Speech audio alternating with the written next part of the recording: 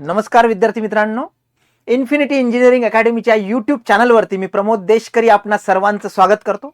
विद्यार्थी मित्रांनो, MPSC यांच्या मार्फत RTO AMVI ही एक्झाम घेतली जाते आणि त्या एक्झामच्या संदर्भात जे काही वेगवेगळ्या टप्प्यावरती सिलेबस चेंज झाले किंवा नजीकच्या काळामध्ये निगेटिव्ह मार्किंगचा जो क्रायटेरिया आहे आणि निगेटिव्ह मार्किंगची जी पद्धत आहे त्याच्यामध्ये काही बदल झालेत. तर हे सगळे बदल आयोगाच्या वेबसाईटवरती ऑलरेडी दिलेले असतात, पण तरी बऱ्याचशा विद्यार्थी मित्रांना ती माहिती नसतात. आजच्या या सेशनमध्ये आपण सगळ्यात महत्त्वाचं काम करणार आहोत ते म्हणजे RTO AMVI याची जी मुख्य परीक्षा आहे, ज्या परीक्षेचे गुणच फक्त हे तुमच्या सिलेक्शनसाठी कन्सिडर करण्यात येतात, तर त्या सिलेबसचे डिकोडिंग आपण करणार आहोत. म्हणजे नेमका पॅटर्न काय आहे, जुना काय होता आणि आता काय बदल झालेले आहेत, म्हणजे आता तुम्ही ज्या एक्झामला सामोरे जाणार त्या एक्झामसाठी पॅटर्न कसा असणार आहे. आणि दुसरी गोष्ट म्हणजे निगेटिव्ह मार्किंग संबंधित जे काही नवीन अपडेट आलेला आहे त्या संदर्भात आपण बोलणार आहोत. तुम्ही जर चॅनलवरती नवीन असाल, सगळ्यात पहिल्यांदा सबस्क्राईब करा, बेल आयकॉन प्रेस करा, म्हणजे तुम्हाला अशाच प्रकारचे अपडेट्स वेळेवर मिळत राहतील. मुख्य परीक्षा खूप महत्वाची आहे. मुख्य परीक्षेचा जो सिलेबस आहे तर त्याची आपण डिकोडिंग करणार आहे की कशा पद्धतीने हा पर्टिक्युलर सिलेबस. त्याच्या अगोदर थोडक्यात RTO AMVI ची तयारी जर तुम्ही करत असाल तर प्रिलिम आणि मेन्स याची ऑफलाईन बॅच आपली 15 तारखेपासून सुरू होतीये. तसंच प्रिलिम आणि मेन्स याची ऑनलाईन बॅच सुद्धा आपली 15 तारखेपासून सुरू होतीये. ओके, अधिक माहितीसाठी आपला जो IVR क्रमांक आहे 788 781 1411 याच्यावरती तुम्ही संपर्क करू शकता. ओके विद्यार्थी मित्रांनो, लक्षात ठेवा, याच्यामध्ये सगळ्यात महत्वाचा जो भाग आहे तो म्हणजे जे जुना पॅटर्न होता त्या जुन्या पॅटर्न मध्ये काय होतं की 3 सेक्शन्स होते. सेक्शन A, सेक्शन B आणि सेक्शन C. अभ्यासक्रमाबद्दल बोलतोय आपण, सिलेबस डिकोडिंग करणार आहोत. तर सेक्शन A जो होता तो कंपल्सरी होता, म्हणजे सगळ्यांना तो सॉल्व करायचाच असा होता. आणि त्याच्यामध्ये एक 7 विषय होते आणि ते 7 जे विषय आहेत ते 7ही विषय तुम्हाला कंपल्सरी सगळ्यांनाच, मग तुम्ही ऑटोमोबाईलचे असाल, मेकॅनिकलचे असाल किंवा प्रोडक्शन किंवा समतुल्यचे असाल. राहिलाय प्रश्न सेक्शन B चा. सेक्शन B जो होता त्याच्यामध्ये 3 विषय होते आणि सेक्शन C जो होता त्याच्यामध्ये सुद्धा 3 विषय होते. साधारणतः जो सेक्शन A होता तो मेकॅनिकल आणि कोअर ऑटोमोबाईलचा होता. याच्यामध्ये 120 प्रश्न हे असायचे सेक्शन A मध्ये, म्हणजे प्रत्येक प्रश्नाला 2 मार्क, म्हणजे 240 त्याचे मार्क झालेत. सेक्शन B जो होता तो पर्टिक्युलर 3 सब्जेक्ट होते. त्याच्यामध्ये 3 सब्जेक्ट मध्ये एकूण प्रश्न 30 असायचे, बरोबर आहे, आणि मार्क 60 असायचे. सेक्शन C जो होता 3 सब्जेक्ट होते त्याच्यामध्ये सुद्धा मार्क्स किती होते, 60, आणि प्रश्न होते 30. आता सेक्शन A हा कंपल्सरी होता सगळ्यांसाठी आणि B आणि C पैकी एकच सोडवावा लागायचा. आणि याच्यासाठी टोटल ड्युरेशन किती होतं तुमचं, तर ते होतं 90 मिनिटाचं, म्हणजे 1.5 तासाचं. आता याच्यामध्ये अडचण आली अशी की एका सेक्शनला, कारण सेक्शन B किंवा C याच्यापैकी एकच सोडवायचा होता आणि ते तुम्हाला एक्झाम फॉर्म मध्ये वगैरे मेन्शन करायचं नव्हतं. तुम्ही जेव्हा डायरेक्ट एक्झामला जायचे त्यावेळेसच ते तुम्हाला डिसाईड करायचं की कुठला B सोडवायचा की C सोडवायचा. तुमच्या पेपरमध्ये सगळं असायचं. मग एका एक्झाम मध्ये काय झालं की एका सेक्शन मधले 2 ते 3 क्वेश्चन जे आहेत ते क्वेश्चन्स आयोगाने रद्दबादल ठरवले किंवा कॅन्सल झालेत आणि त्याच्यामुळे जे मार्क्सचं डिस्ट्रीब्युशन झालं ते जरा अनइक्वल झालं. आणि या सगळ्या पर्टिक्युलर ज्या म्हणतो आपण पॉइंट्समुळे आता आयोगाने काय केलेलं आहे की हे जे ओल्ड पॅटर्न होता हा पॅटर्न कंप्लीट काढून टाकला. 2022चं ते स्पेसिफिकली अपडेट होतं. याच्या अनुषंगाने लक्षात घ्या विद्यार्थी मित्रांनो, आता हे जे 3 वेगवेगळे सेक्शन्स आहेत ज्याच्यामध्ये A कंपल्सरी होता आणि B आणि C पैकी एक सोडवायचा होता, हे सगळं आता बाद झालेलं आहे. ज्यांना काही कळलं नाही काही हरकत नाही, आपल्याला नवीन सिलेबस डिकोड करायचा आहे. तर हा ओल्ड पॅटर्न होता, ओल्ड सिलेबस होता याच्यामध्ये. आणि हा जो सिलेबस आहे हा सिलेबस बेसिकली जे कंटेंट होते ते वेगवेगळे कंटेंट्स त्यांनी आता त्याच्यामध्ये सुद्धा शफल केलेलं आहे. जसं याच्यामध्ये विद्यार्थ्यांना माहिती असेल, जे जुने विद्यार्थी आहेत, तर याच्यामध्ये पर्टिक्युलर इंडस्ट्रियल इलेक्ट्रॉनिक्स नावाचा विषय होता तो आता नाही आहे. आता याच्यामध्ये इलेक्ट्रॉनिक्सच्या ऐवजी किंवा इलेक्ट्रिकल 1998 किंवा 2004च्या एक्झाम मध्ये इलेक्ट्रिकल पण होतं, तर ते सुद्धा काढून टाकलं अगोदरच आणि त्याच्या जागी इलेक्ट्रिक व्हेकल असेल किंवा इलेक्ट्रिक मोटर्स असेल याचा समावेश आता करण्यात आलेला आहे. आता नवीन पॅटर्न समजून घ्या.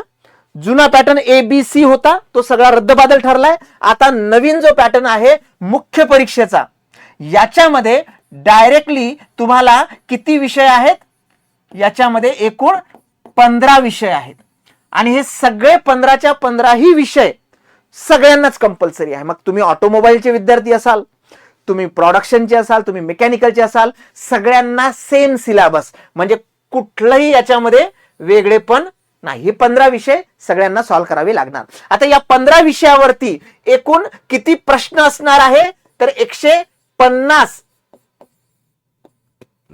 प्रश्न असणार आहे. प्रत्येक प्रश्नाला किती मार्क, 2 मार्क. मग एकूण किती मार्क झाले तुमचे, 300 मार्क. आणि हे सगळं किती तासामध्ये सॉल्व्ह करायचंय, 1.5 तासामध्ये. म्हणजेच किती मिनिटामध्ये, 90 मिनिटामध्ये. आणि हे सगळे मल्टिपल चॉईस क्वेश्चन्स असणार आहे, MCQ. फक्त याची जी एक्झाम होते ही ऑनलाईन एक्झाम पद्धतीने होत नाही. तुम्हाला OMR शीट वरती काय करावं लागतं, तुम्हाला OMR शीट वरती बबल्स राऊंड करावे लागतात, गोल करावे लागतात, ज्याला आपण आळे रंगवणं म्हणतो. येते लक्षात. डिफिकल्टी लेवल जी आहे याची diploma in mechanical production automobile किंवा इक्विव्हॅलंट हे त्याचं मिनिमम एज्युकेशनल क्रायटेरिया आहे. त्याच्यामुळे डिफिकल्टी लेवल ही डिप्लोमा लेवलची असते, म्हणजे एक मीडियम आपण कन्सिडर करायला काही हरकत नाही. जे तुमची लँग्वेज आहे एक्झामची, टेक्निकल पेपर असतो हा मुख्य पेपर, डेफिनेटली याची लँग्वेज कुठली असणार आहे, इंग्रजीमध्येच तुमचा पेपर असणार आहे. आणि डिप्लोमा समान म्हणजेच पदवी के समान त्याची डिफिकल्टी लेवल असणार आहे. गट क च पद आहे, याच्याबद्दल परीक्षा योजना आपण बघतोय मेन्स एक्झामसाठी. येतंय लक्षात. आता निगेटिव्ह मार्किंग प्रीला असते, मेन्सला असते. निगेटिव्ह मार्किंग जी जुनी पद्धत किंवा ज्याला आपण म्हणतो की जो स्टँडर्ड फॉर्मॅट होता की 4 प्रश्न तुमचे चुकले तर एका प्रश्नाचे मार्क्स जातात तुम्हाला. मेन्स मध्ये तुम्हाला एका प्रश्नाला किती मार्क्स आहेत, 2. म्हणजे नक्कीच तुमचे 4 प्रश्न चुकले की एका प्रश्नाचे मार्क्स म्हणजे 2 मार्क्स तुमचे जातात. आता याच्यामध्ये हे पण लक्षात घ्या विद्यार्थी मित्रांनो, 25% आपण त्याला म्हणू शकतो. ठीक आहे. आणि हे होती निगेटिव्ह मार्किंग. आता याच्यामध्ये मधल्या काळामध्ये एक अपडेट आयोगाने दिलेली आहे आणि त्याच्यामध्ये थोडासा बदल, ज्याला सुधारणा म्हणू आपण, तर सुधारणा केलेली आहे. आता सुधारणा विद्यार्थ्यांना थोडीशी त्रासदायक आहे. याच्यामध्ये लक्षात घ्या, सगळ्यात महत्वाचं की तुमची जी उत्तरपत्रिका आहे, म्हणजे तुमची जी आन्सर शीट आहे, ही आन्सर शीट 2 भागांमध्ये असणार आहे. पहिल्या भागामध्ये तुम्हाला आन्सर्स लिहायचे आहेत किंवा त्याला सर्कल रंगवायचे आहेत आणि दुसऱ्या याच्यामध्ये तुमचा सीट नंबर असेल किंवा तुमचे जे काही पर्टिक्युलर पार्ट आहेत, तुमचे सब्जेक्ट कोड असेल, तुमचा सीटिंग नंबर असेल, बरोबर आहे, परीक्षेचे नाव असतील, हे सगळं असणार आहे. म्हणजे 2 सेक्शन असणार आहे. एक सेक्शन पहिला जो आहे भाग 1 केवळ उमेदवारांना उत्तरे नमूद करण्यासाठी, आन्सर तुम्हाला लिहिण्यासाठी भाग 1 असेल त्याच्यामधला. आणि भाग 2 जो आहे तो एक्झामचं नाव, तुमचा seat number, subject code, question paper code किंवा नंबर, उमेदवाराची व तुमच्या समवेक्षकाची स्वाक्षरी म्हणजे सुपरवायझरची, हे जे आहे पर्सनल माहिती, ही दुसऱ्या सेक्शन मध्ये त्याच्यामध्ये दुसऱ्या भागामध्ये असणार आहे. उत्तरपत्रिकेचे 2 भाग केलेत आता त्यांनी. आता अगोदर काय व्हायचं की तुमचा जो बैठक क्रमांक असायचा म्हणजे सीट नंबर असायचा, अगोदर तो अल्फा न्यूमेरिक असायचा, म्हणजे अल्फाबेट असायचे, त्याच्यामध्ये नंबर असायचे आणि तो 8 अंकी असायचा. आता त्याच्या ऐवजी 7 अंकीच नंबर असणार आहे आणि तोही कंप्लीट न्यूमेरिकल किंवा नंबर असणार आहे, म्हणजे न्यूमेरिक असणार आहे, अंक असणार आहे. येते लक्षात. आता सगळ्यात मोठा जो पर्टिक्युलर पार्ट आहे तो म्हणजे तुमच्या 5 ऑप्शनच्या सर्कलचा OMR शीट मधल्या, तो आपण बघूया. उत्तरपत्रिका जमा केल्यानंतर उत्तरपत्रिकेच्या भाग 1 पासून भाग 2 समवेक्षकाने वेगळा करायचा आहे. आता ही तिथली प्रोसेस आहे, तिथले सुपरवायझर व्यवस्थित करतील. आपण ज्याच्याबद्दल बोलत होतो, तर मी जसं तुम्हाला आता सांगितलं, किती आळे आहेत आता, 4 ऐवजी 5 आळे असणार आहे, बरोबर आहे. तुम्हाला 5 आळे रंगवायचे आहेत. उत्तरपत्रिकेवर 5व्या पर्यायाचे वर्तुळ नव्याने समाविष्ट करण्यात आलेले आहे. पहिले 4च असायचे, आता 5. आणि प्रत्येक प्रश्नाच्या उत्तरादाखल दिलेले जे सर्कल आहे त्याच्यापैकी एक सर्कल हे तुम्ही रंगवलंच पाहिजे. ह्याचा अर्थ तुमचे 150 प्रश्न आहे तर तुम्हाला 150 वेळा हे असं गोल करणं आवश्यक आहे. अगोदरच्या पद्धतीमध्ये काय व्हायचं, जे प्रश्न तुम्हाला सोडवायचे नाहीत, ज्याला हातच लावायचं नाही, ज्या गावाला जायचंच नाही, ते तुम्ही मोकळे ठेवले असते तरी चालले असते. आता तसं नाही. आता तुम्हाला 150 ही रंगवणं आहे, त्यामुळे तुमचा वेळ हा जास्त वाढणार आहे रंगवायला. येतंय लक्षात? इथे विद्यार्थ्यांनी जाणून घ्यायचं, त्याच्यामुळे ही प्रॅक्टिस खूप महत्वाची आहे. बरोबर आहे. आता तुम्हाला प्रश्नाचे कोणतेही उत्तर नमूद करू इच्छित नसल्यास 5वा पर्याय निवडायचा आहे. म्हणजे एखादा प्रश्न तुम्हाला येत नाही, म्हणजे बेसिकली त्याचं उत्तरच येत नाही, तर तुम्हाला काय करायचंय, त्या 5 सर्कल मधल्या सगळ्यात शेवटच्या सर्कलला काय करायचंय, रंगवायचंय. म्हणजे रंगवणं कंपल्सरी आहे, तुम्हाला प्रश्न नाही आला तरी. येते लक्षात? उमेदवाराने प्रत्येक प्रश्नाकरता उत्तर पत्रिकेवरील 5 पैकी कोणताही एक पर्याय निवडणे आवश्यक आहे. तेच मी आता सांगितलं. अन्यथा सदर प्रश्नाकरिता 1/4 निगेटिव्ह मार्किंग. म्हणजे तुम्ही जर एखादं मोकळं ठेवलं तर त्याच्यामध्ये निगेटिव्ह मध्ये तुम्हाला जावं लागेल, अनिवार्य आहे. आता याच्यामध्ये आपली जी रेग्युलर प्रॅक्टिस असते त्या रेग्युलर प्रॅक्टिस मध्ये 4 ऑप्शन्स असतात बघा. मग अशा वेळेला बेसिकली आपल्याला माहिती असतं की कशा पद्धतीने आपण, तर शेवटी जे सगळे राहिलेले आहेत, जे सॉल्व्ह करायचे नव्हते, त्याला शेवटचा 5वाच ऑप्शन आपल्याला सर्कल करायचा आहे. तर तुम्ही तुमची मेथड तयार करू शकता आत्तापासून, जेणेकरून तुम्हाला फायदा होईल. आता इथे सगळ्यात महत्वाचं म्हणजे की तुमची जी निगेटिव्ह मार्किंग आहे याच्यामध्ये काही बदल करण्यात जे आलेले आहेत तर ते कुठले आहेत. म्हणजे निगेटिव्ह मार्किंग जी 1/4 किंवा 25% आहे, हे कशासाठी आहे बघा. 5 पैकी एकही पर्याय छायांकित न करणे. तुम्ही 5ही सर्कल मोकळे ठेवले, काहीच लिहिलं नाही, तरी निगेटिव्ह मार्किंग लागेल. एकापेक्षा जास्त वर्तुळे छायांकित केली, रंगवली, 1 पेक्षा 2 किंवा तसा प्रयत्न केला, म्हणजे कुठेतरी टिक मार्क झाली किंवा रेष उमटली, तरीही. उत्तरामध्ये दुरुस्ती करणे किंवा तसा प्रयत्न करणे, काहीतरी करेक्शन करण्याचा प्रयत्न केला, तरी निगेटिव्ह मार्किंग. उत्तर पत्रिकेमध्ये सोडवलेले प्रत्येक चुकीचे आन्सर, हे तर पहिले होतं, आताही आहेच. सावध राहावं लागेल, प्रॅक्टिस त्या पद्धतीने करावी लागेल. इथून पुढे प्रॅक्टिस करताना 5 गोळेवालच तुमचं OMR शीट असलं पाहिजे. ओके, आता जाऊया आपण मुख्य मेन सिलेबस वरती. विद्यार्थी मित्रांनो, RTO MVI चा जो मेन्सचा सिलेबस आहे, जसं मी आता सांगितलं, याच्यामध्ये 15 विषय आहेत. काही कोअर विषय आहेत, SOM, strength of material, manufacturing processes, बरोबर आहे, MP म्हणतो आपण, टॉम म्हणूया, थेरी ऑफ मशीन. तर हे जे विषय आहेत हे आपल्याला माहिती आहे की हे कोअरशी रिलेटेड आहे. Hydraulics and hydraulic machine, HM, FM, बरोबर आहे. त्यानंतर थर्मल इंजिनिअरिंग अँड रेफ्रिजरेशन, हे कोअर इंजिनिअरिंगचे विषय आहेत. हे सगळे जे आहे त्याच्यामधले प्रत्येक पॉइंट आपल्याला डिप्लोमाला जसे होते तसे इथे, मग ते स्ट्रेसेस असेल, डिफ्लेक्शन असेल, डायरेक्ट बेंडिंग असेल, किंवा आपल्या थर्मोडायनेमिक्स मधले सगळे लॉज असतील, एअर स्टँडर्ड्स असतील, तर हे सगळं आहे. तर मॅक्सिमम याच्यामधला जो पोर्शन आहे, कंटेंट आहे, कन्सेप्ट वाईज आपण जर कम्पेअर केला तर जुन्या सिलेबसमध्ये मॅक्सिमम जो आहे हा पार्ट तसाच होता. त्याच्यामुळे तुम्हाला PYQ सुद्धा कामी येईल, काही विषयाचे सोडले तर. म्हणजे 1998 पासूनचे PYQ आपल्या आयोगाच्या वेबसाईटवरती अवेलेबल आहे, आपल्या टेलिग्रामवरती अवेलेबल आहे. तर ते सगळे MCQ तुम्हाला इथे बऱ्यापैकी कामी येणार आहे. हा कोअरचा भाग झाला.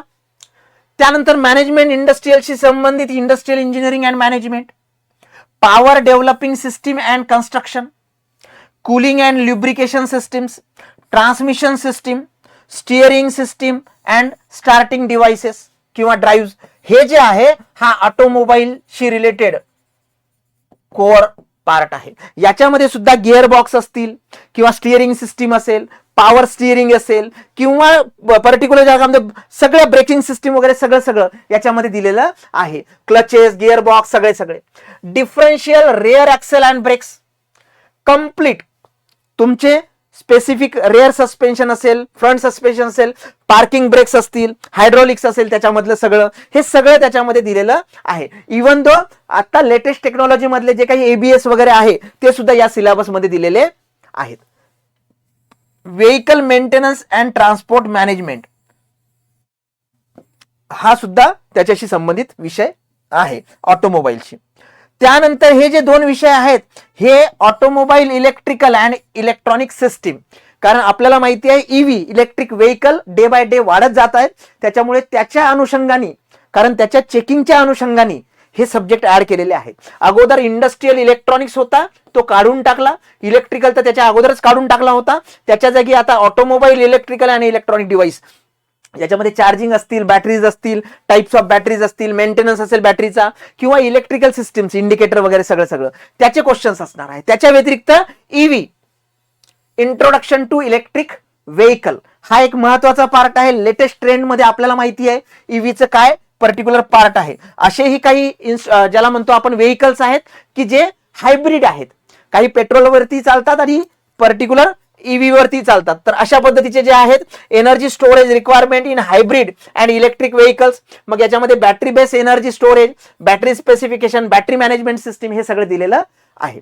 आणि सगळ्यात शेवटचा म्हणजे 15वा टॉपिक खूप महत्वाचा, आणि ज्याच्यामध्ये तुम्हाला जे सिलेबसचं जे मटेरियल आहे, स्टडी मटेरियल, हे मिळणं थोडंसं अवघड जातं, ते म्हणजे motor vehicle acts and road safety. कारण ऍक्ट्स म्हटले तर ऍक्ट्स रूल्स खूप सारे येतात, पण त्याच्यापैकी काय नेमकं वाचायचं, तर ज्याला कॉम्प्रिहेन्सिव्ह नोट्स किंवा स्पेसिफिक नोट्स स्टँडर्ड अशा नोट्स थोड्याशा इथे महत्वाच्या असतात. तर मोटर व्हेकल ऍक्ट आणि रोड सेफ्टी हा सगळा भाग आहे शेवटच्या याच्यामध्ये लायसन्सिंग पासनं तर तुमचे मोटर व्हेकल ऍक्ट्स जे तुमच्या पदाचे मेन पार्ट आहे, ऑर्गनायझेशन स्ट्रक्चर, टॅक्सेशन, याच्यामधलं जे काही रुटीन वर्क आहे तुमचं त्याच्याशी संबंधित, पॅसेंजर कम्फर्ट आणि पॅसेंजर सेफ्टी, हे सगळं याच्यामध्ये दिलेलं आहे.